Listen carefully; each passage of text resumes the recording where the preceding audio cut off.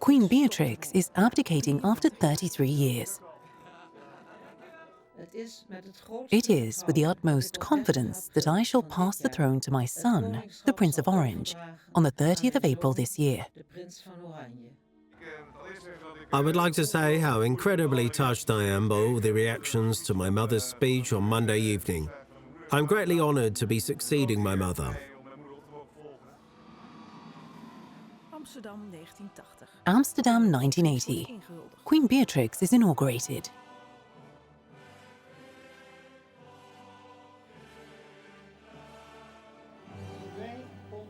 In the name of the Dutch nation, and according to the Constitution, we receive and honour you as our Queen. Queen Beatrix is abdicating to make way for a new generation. The last years of her reign have not been easy. Prince Claus passed away 10 years ago.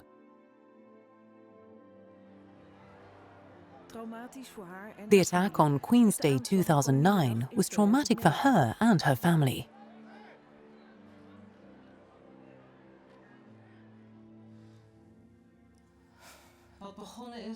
What started as a wonderful day ended in terrible tragedy.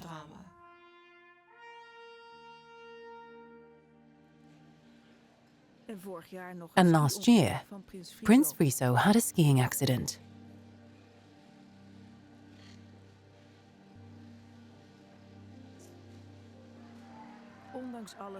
The Queen carries on despite everything, but she abdicates on Tuesday.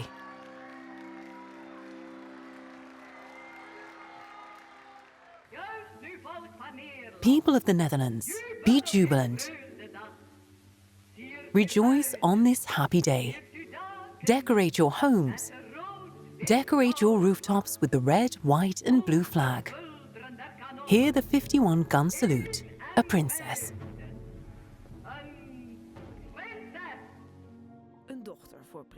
A daughter is born to Princess Juliana and Prince Bernard. Beatrix, she who brings joy. It is the 31st of January 1938.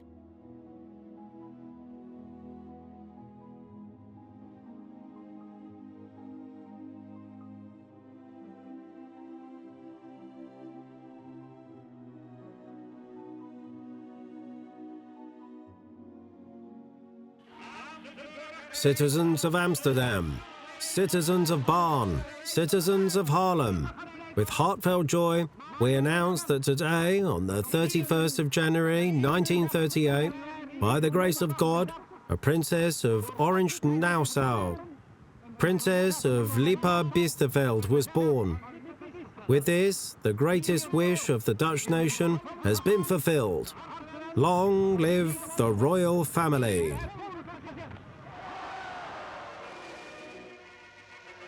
A nation rejoices.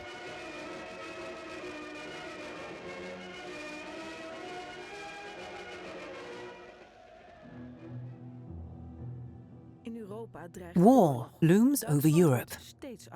Germany is becoming increasingly aggressive. Adolf Hitler's power is growing by the day. Germany invades the Netherlands on the 10th of May 1940. The royal family flees to England. Baby Irene travels in a gas-proof carry-cot. Beatrix is 2 years old. Princess Juliana and her children travel on to Ottawa in Canada, where it is safer. They stay there for the rest of the war. Bernard occasionally travels over from London. And Princess Margaret is born in Canada in 1943. The war is far away for Beatrix.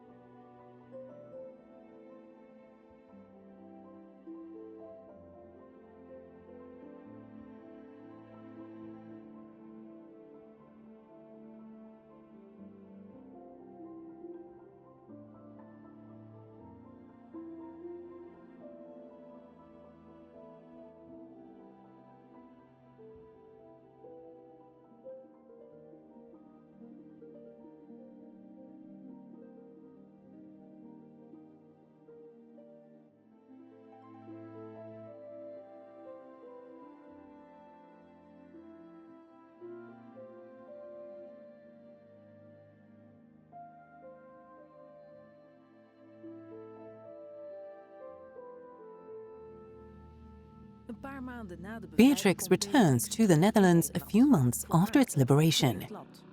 It is an alien country to her. Listeners, we stand with a microphone near the plane that has just landed. There they are. Yes. And here comes Beatrix holding a doll and a big box as usual. The royal family returns to Soestdijk Palace. It's time for Princess Beatrix to go to school. We are looking for a school for Trix and Irene. As parents, my husband and I would like to make a sincere appeal to the fathers and mothers of the Netherlands. Do not spoil them.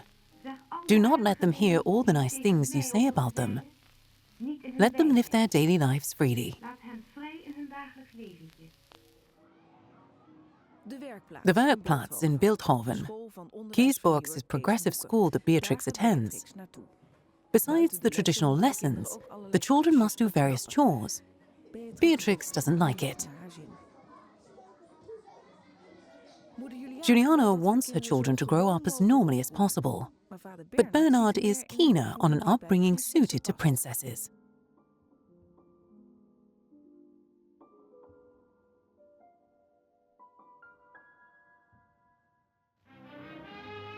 The Princess at Home. A film made by HRH Prince Bernhard of Netherlands. It's time for tea. Time for tea for Beatrix, Irene and Margaret, who is called Petey at home. Each princess has her own cup.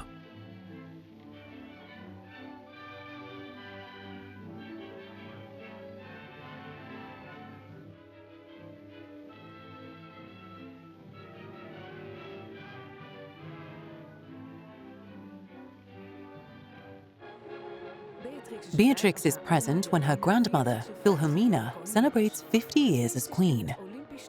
The celebration is held in the Olympic Stadium in Amsterdam.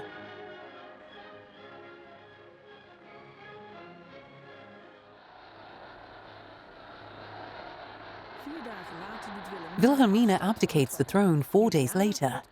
Juliana becomes queen.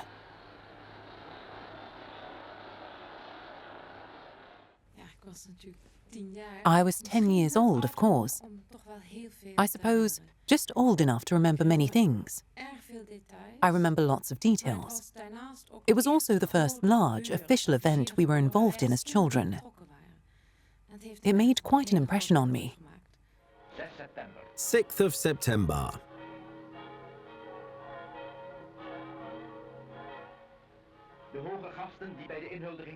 The distinguished guests attending the inauguration on this day proceed through the pergola covered with fishing nets and into the Nieuwe Kerk.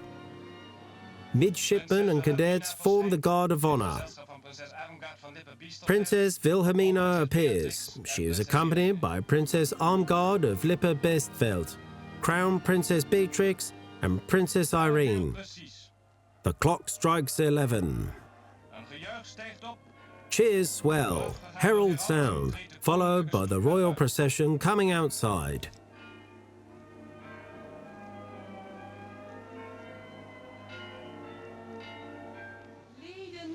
Members of the States General, it fills me with melancholy that I appear among you at this time to swear my allegiance to the Constitution. At the time, I was clearly aware that something had changed for me. But at that age, you cannot gauge or comprehend what that exactly entails. It was spoken about, and I was told, at home, we talked about how things would change. But I was oblivious to it during my normal daily life at school. So help me God Almighty.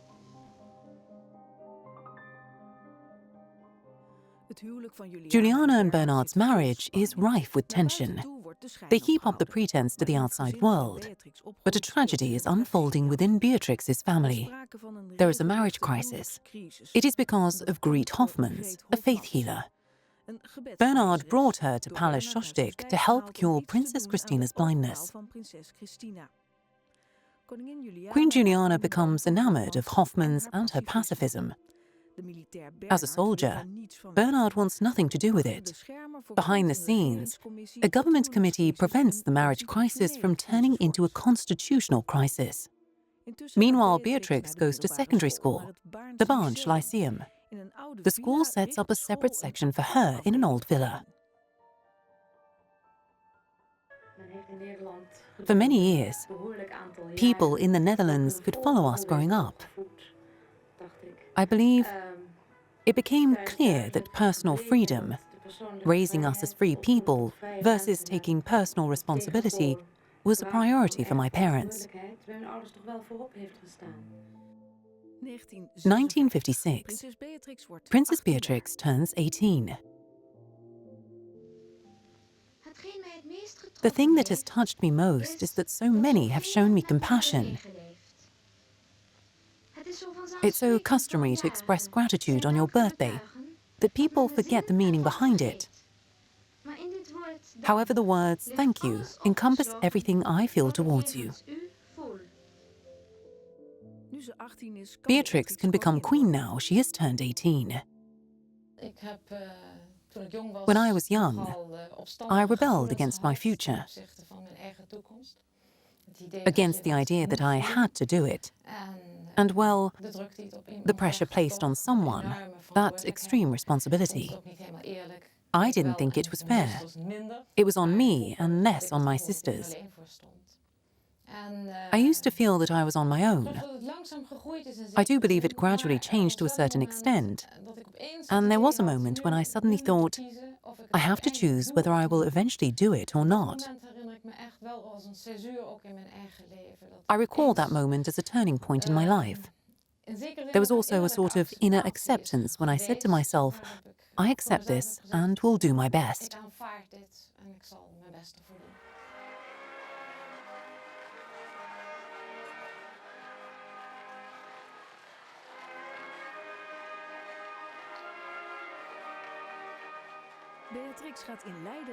Beatrix enrolls at Leiden University. Accompanied by her secretary, Miss Meurs, the princess arrives in Slutstraat on this day where she moved into one of the houses on Rappenburg. She will live here while studying at the university. When I was in Leiden, I concentrated on my work and on doing it well. I had no idea how that would work out in the future, whether I would ever be able to use it. I wondered what purpose it would serve. I lived a split existence in a way, between being a student at the time and the future that I had pushed to the back of my mind somewhat. I don't know whether that was the right thing to do, but that's how it was.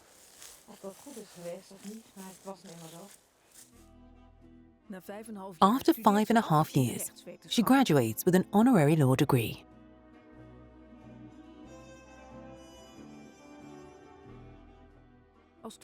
As the future queen, Beatrix travels frequently.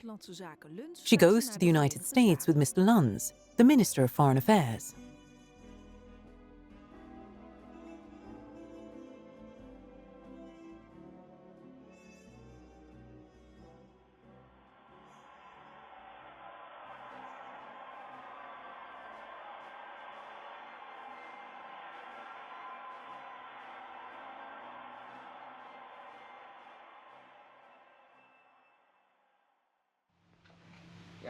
Your Highness, your schedule is open tonight. What are you doing?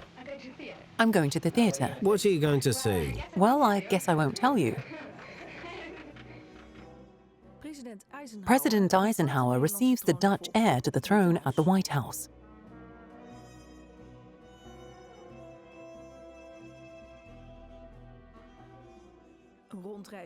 Beatrix cuts short a trip to Asia when her grandmother Wilhelmina dies. Bells ring out across The Hague, the city that was Queen Wilhelmina's residence for so long, and that now says goodbye to her mortal remains.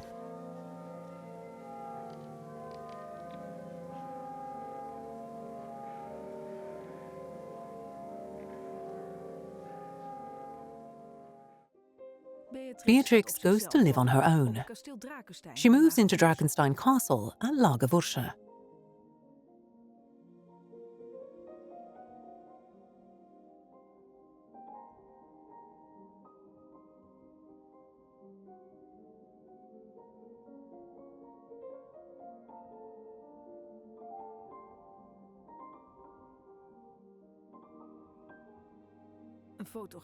A photographer catches Beatrix with an unknown man in the woods around Drakenstein. It is Claus von Amsberg, a German. It is met with criticism and dismay. The war is still fresh in people's minds, but Beatrix perseveres. I'm pleased to introduce myself to you as the fiancé of Princess Beatrix. I'm aware of your feelings and of the difficulties this brings for many of you.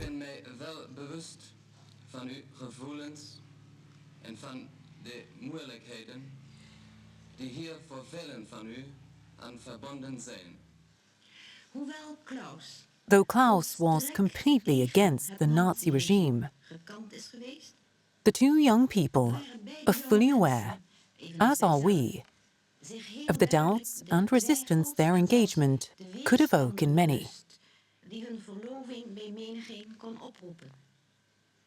especially for those who lived through the war. Yet, they have decided to not allow the objections to prevail over their love. I can assure you, it is good. Your Royal Highness, could we have a look at your ring? Could you turn it so? Ah, yes. And could you tell us, it looks a smashing one. It is beautiful. Could you tell us what the stones are in it? It's diamonds, all diamonds. And now could you tell us where you met Mr. von Amsberg? Well, first time we really met was at my cousin's place. My cousin, Count von Eulenhausen, gave a small dinner party for my sister and myself. We were staying with him, and Claus was asked too.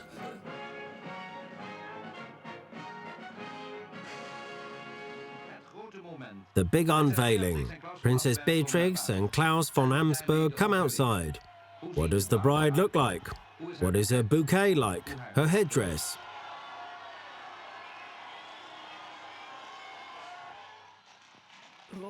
Smoke bombs disrupt the procession. The image goes around the globe. Reverend Cater officiates the wedding ceremony in the Westerkerk. And does thee promise to love her and protect her, as is due from her husband to a wife? What is your answer? Yes. The bride also answers affirmatively with all her heart. Until death you shall part, and that you shall be faithful to him in all matters according to the gospel. What is your answer? Yes.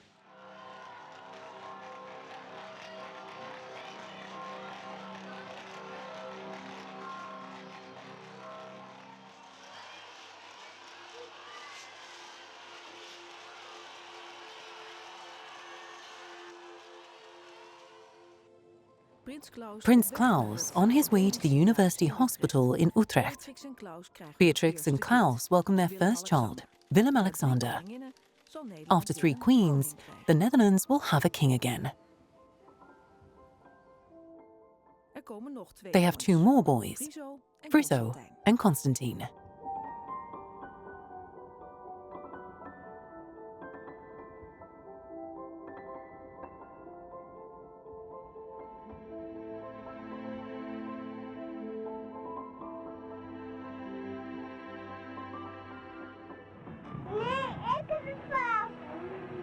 Mijn broer en zuster, hè?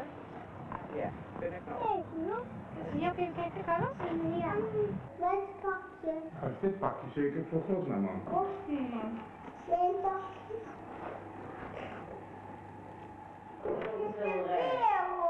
Kijk eens. Wie kan hem testen? Wat een wel. 11 meter.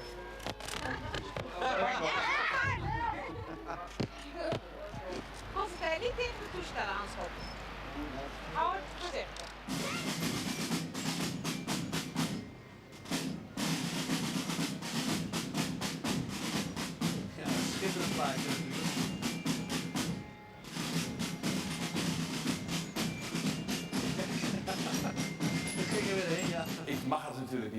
I shouldn't say this, of course, and it will be contrary to good parenting.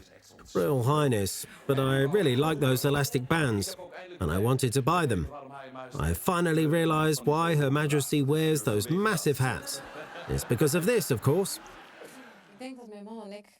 I believe my husband and I have tried to give all three of our sons a happy family life. Our aim was for them to become balanced, happy children. We've tried to raise them to be honest. They can be very honest to us. I assume they're home sometimes, and you go to nice places together on holiday. Yes, we're going to Italy tomorrow. They try to spend all their free time with us. That's nice of them. So, a very good mother and father. They were good times indeed. Yes, wonderful time. We had many good years there, together, as a family. All the activities we did there and from there. Yes, they were wonderful years.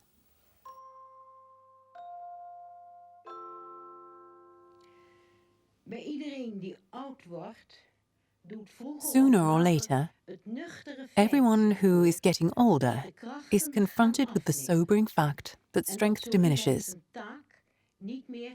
and that one can no longer carry out one's tasks as before.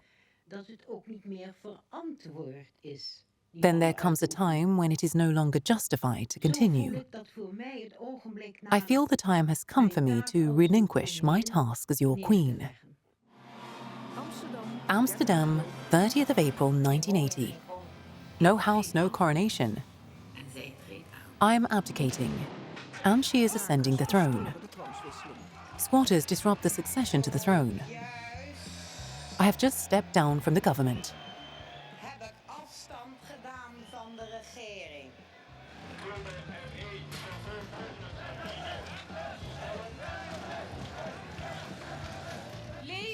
Long live the Netherlands.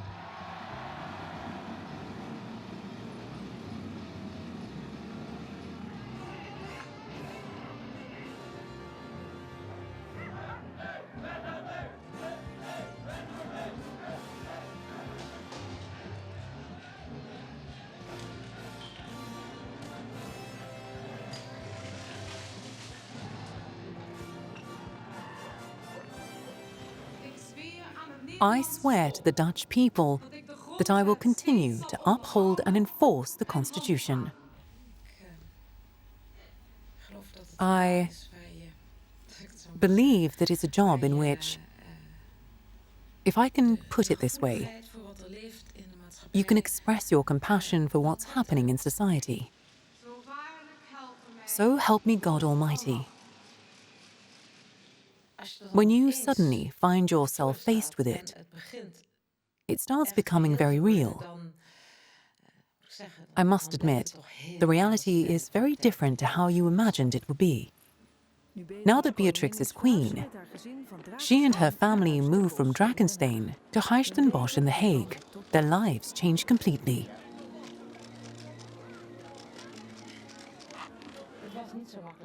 It wasn't easy to move.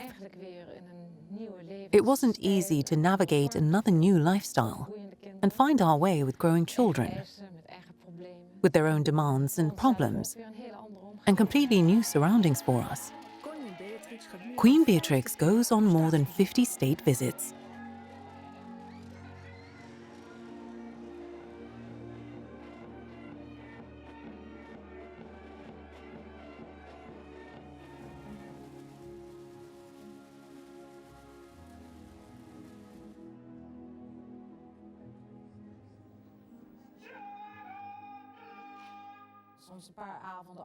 Sometimes we have class for a few evenings in a row, sometimes for weeks.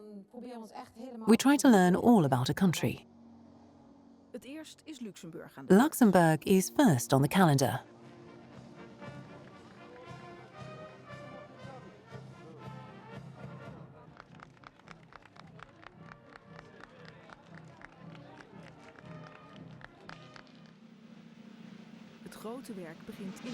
The serious work starts in 1982. Members will rise. Her Majesty, Queen Beatrix of the Netherlands.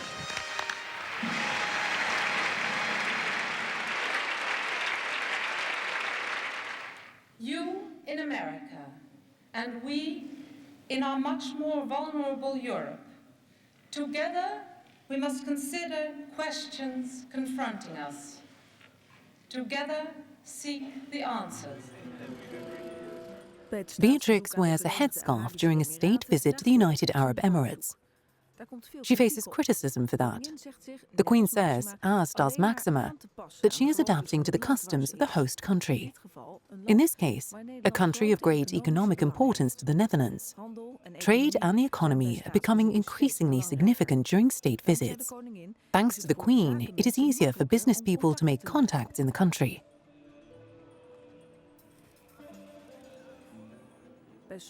Beatrix criticizes the Netherlands' past during some state visits. During my trip to Israel, I felt the need to look critically at our country. Most of our Dutch Jews were carried off to concentration camps, where they would eventually meet their death. We know that many of our fellow countrymen put up courageous and sometimes successful resistance, and often stood by their threatened fellow men, exposing themselves to mortal danger. But we also know that they were the exceptional ones, that the people of the Netherlands could not prevent the destruction of their Jewish fellow citizens. As I was born just before the war, I often see myself as part of the generation tasked with paving the way to recovery, to confidence, to the future. And if you look at it from that angle, a state visit is an incredibly compelling and valuable tool. That is how we try to approach Indonesia as well. The Netherlands was not at first prepared to accept the Indonesian pursuit of complete and immediate independence. When we look back on that time, which now lies almost 50 years behind us, it deeply saddens us that so many died in that struggle or have had to bear its scars for the rest of their lives. The Queen not only goes on state visits, but she also hosts them.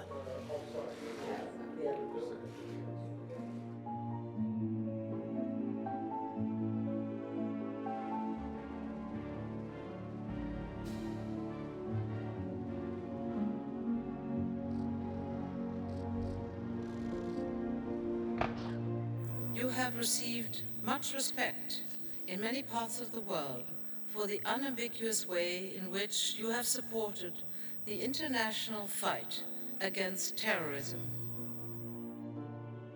Beatrix is for collaboration in Europe, which she constantly voices, even when there is rising criticism of Europe in our country.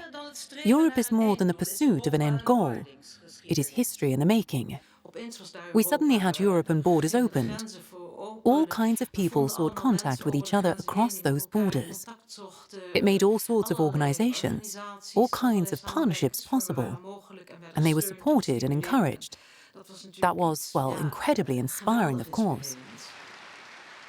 For her support of Europe, she received the Charlemagne Prize of Aachen in 1996. The European community has brought prosperity, but it goes beyond money. Europe brings us peace above all. Dutch art and culture, a regular feature of every state visit. Art and culture also play a significant role in Beatrix's personal life. If I'm completely honest, I found modern art extremely complex as a teenager. I struggled against it. I had trouble accepting it, difficulty understanding it, and well, it led to many discussions. I had little appreciation for it. That has completely changed. Sculpture is her favorite art form. She herself sculpts too.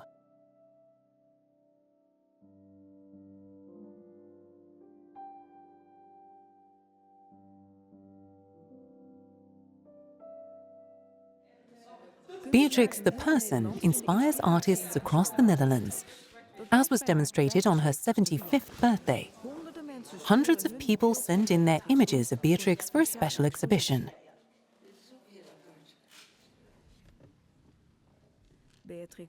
Beatrix gives many speeches during her 33-year reign.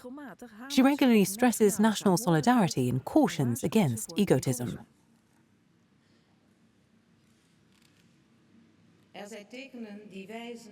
There are signs indicating a genuine risk of slowly slipping into egocentric mindsets and actions that tarnish the freedom of our fellow man. The community's well-being demands effort from us all. Expressions of warmth between people are essential now more than ever. Freedom and liberty are not limitless. Those who vilify others lose their credibility. Today we see the tendency to exasperate differences. Disrespect in word and deed erodes tolerance. Discussions degenerate into hardened relationships. Initially, Queen Beatrix is not popular. She wants to change that with a television program. In contrast to her mother Juliana, Beatrix is distant, too majestical, so she deliberately shows a different side of herself. The monarchy is founded on the support of the people. It would no longer function well if people no longer wanted it, felt it was not part of them, or didn't feel at home in it. Then it would no longer function properly. The day after the broadcast is Queen's Day. She goes to Amsterdam unannounced, a charm offensive. The press is informed in advance.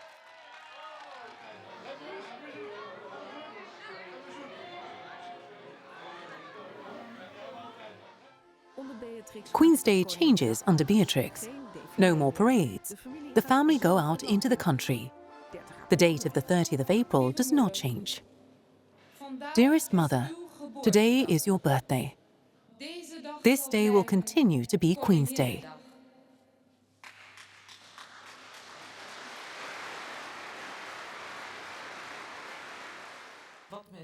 I get so much joy from the Queen's Day celebrations. From the fact people do something nice together and make an effort. You see happy faces, it's endearing. It's heartwarming. And it is always a celebration for us.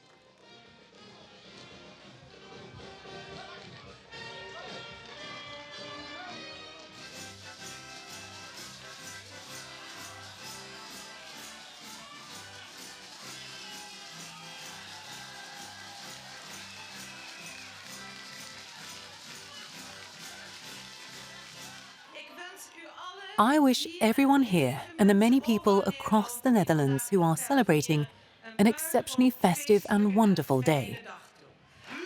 Long live the Queen! As Queen, Beatrix tries to offer comfort in times of national disasters.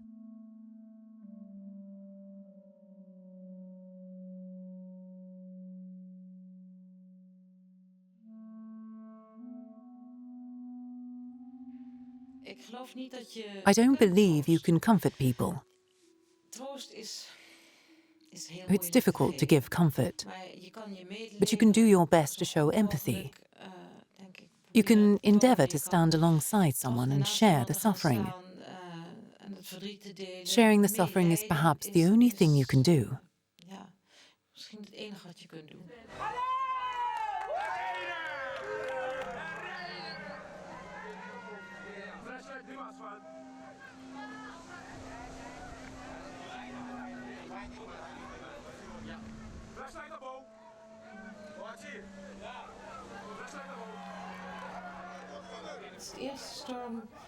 It's the first time a storm has damaged all 6 islands.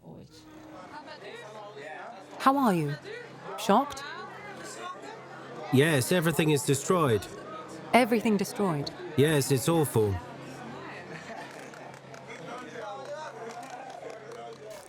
It was harrowing. It was.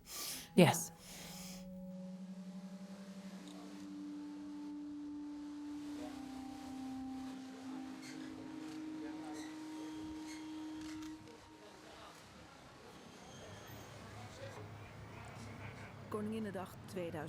Queen's Day 2009.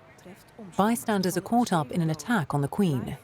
7 people are killed, live on television. They're about to go along the driveway. Oh, a car's crashed into the monument. What's happening there?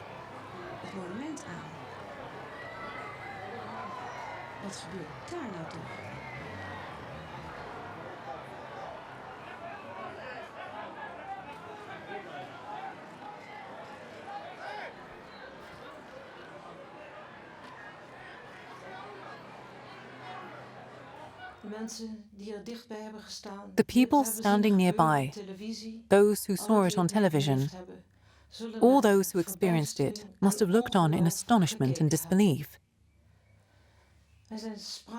We are speechless that something so terrible could have happened. As head of state, Queen Beatrix plays a role in national government. It's more than a ceremonial one.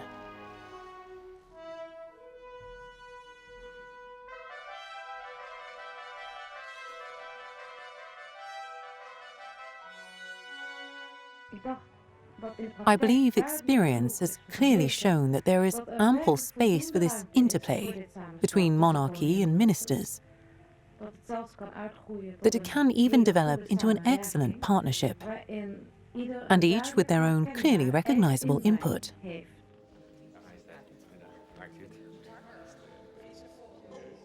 One of the Queen's tasks is swearing in new ministers.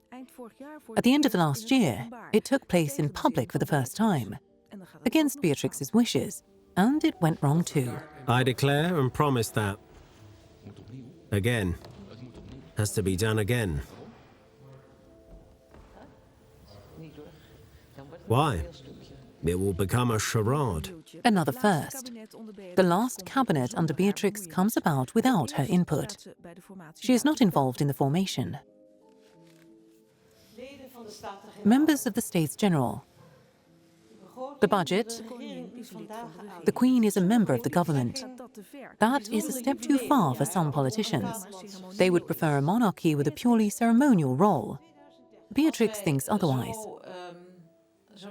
If we have clearly established the ministerial responsibilities in the Constitution, there must be a basis to enable it to function well. Being a member of or taking part in the government, well, it actually means that the head of state, the monarchy, has a place in that no matter the colour of the political party.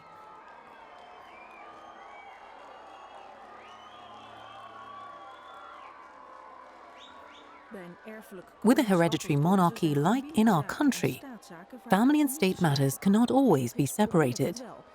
Beatrix does try, but journalists can be annoying.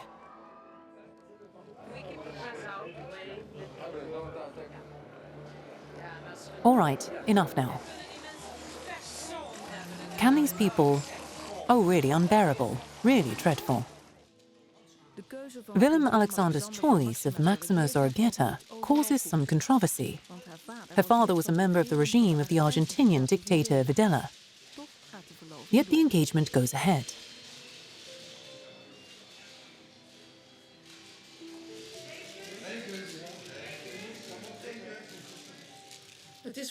It is with great pleasure that my husband and I can announce the engagement of our son Willem-Alexander to Maxima Zorreguieta. As parents, we are extremely happy about their decision to share their lives together.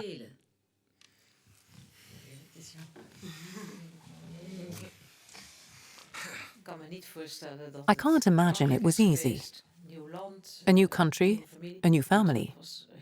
There was a lot of pressure on her and her family. And then the decision was finally taken that her parents, or her father in this case, would not be able to attend. That was extremely painful and sad, of course.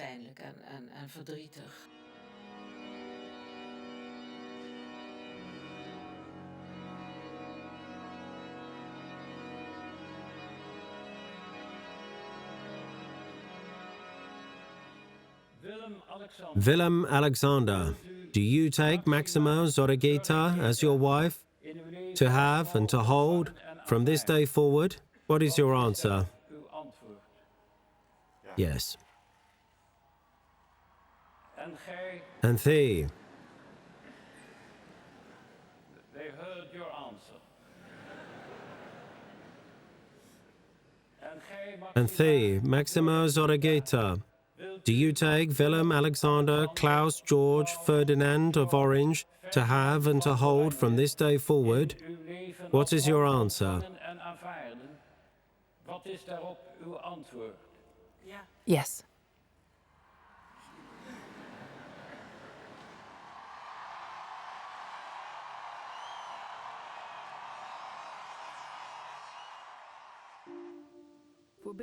Prince Claus is an important advisor to Beatrix.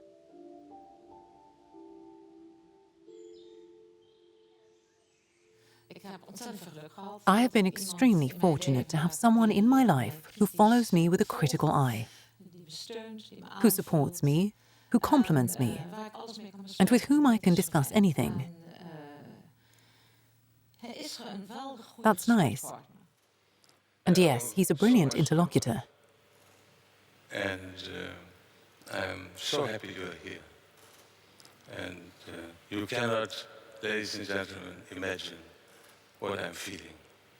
It's fabulous. Thank you, Beatrix.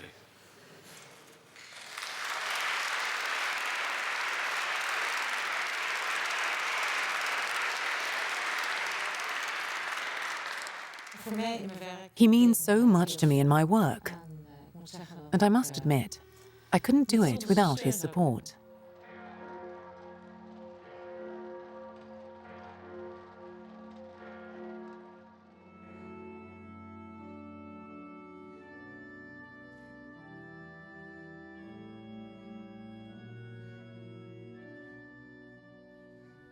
Op Koninginnedag van dit jaar.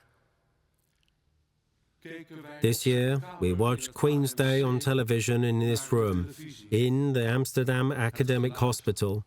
The volume was low. There they are, he said.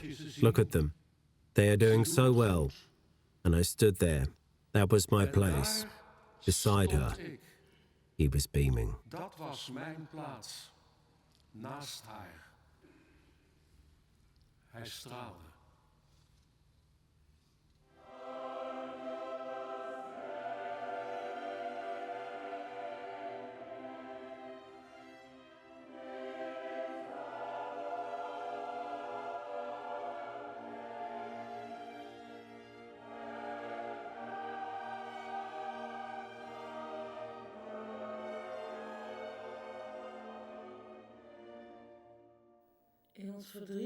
Many shared in our grief at the loss of my husband. His death has shed a light on him as a person. The way he lived from his principles of dignity and equality could be an example to us all. 2 years after her husband's death, Beatrix loses her parents. First, her mother, Queen Juliana.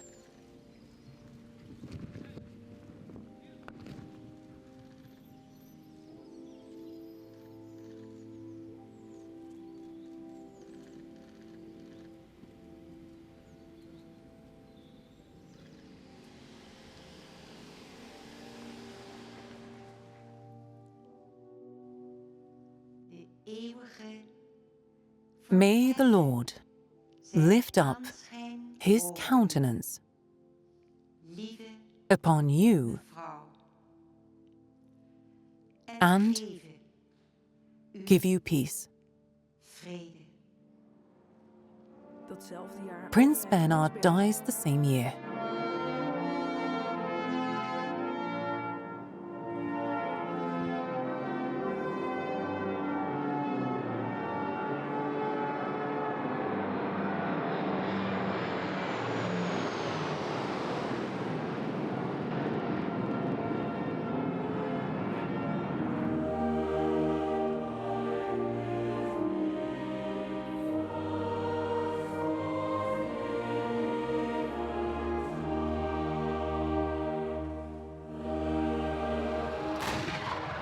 Traditional homage to the birth of a new heir to the throne, Princess Katharina Amalia.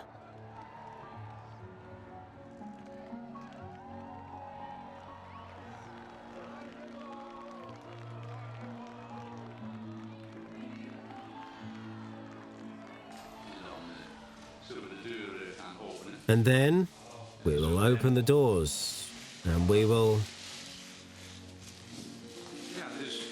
Yes, so, not on his own. The Prince. Thank you. I'm sure you understand that as proud parents, Maxima and I think she is the most beautiful baby in the whole world.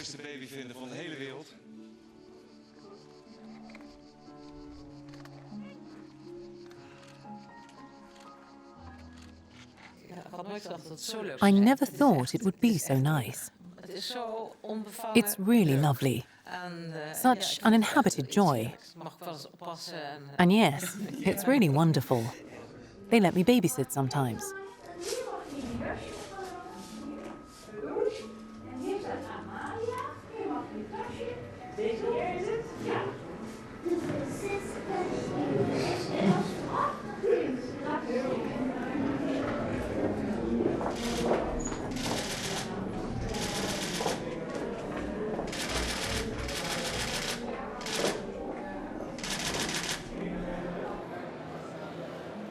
The throne is coming ever closer for Willem-Alexander and Maxima. This is not just an official royal visit. We mean business. They go on official visits, almost like state visits, and always accompanied by the elite of the business community. Queen Beatrix does not join them.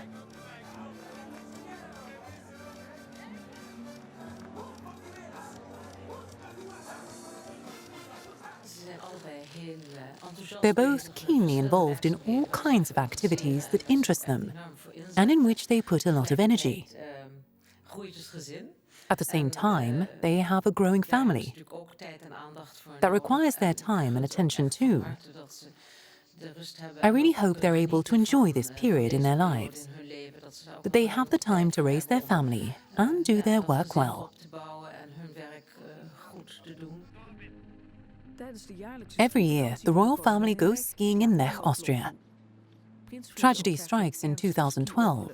Prince Friso has a serious skiing accident. He is buried in an avalanche.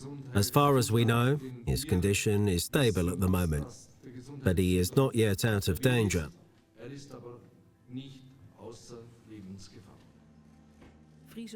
Friso falls into a deep coma and never regains consciousness. He is sent to a private clinic in London for treatment.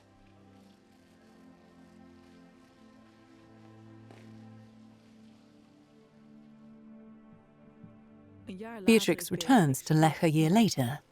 She has just announced her abdication.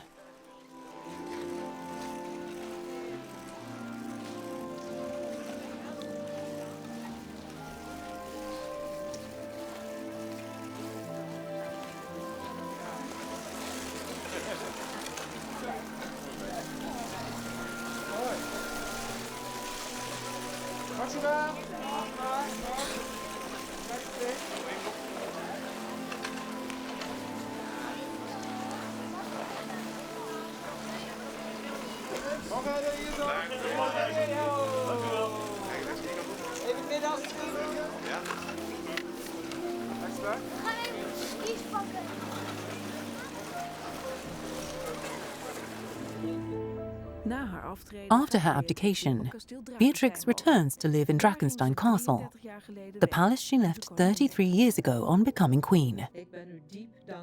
I'm deeply grateful for your confidence in me during the many wonderful years I've had the honor of being your queen.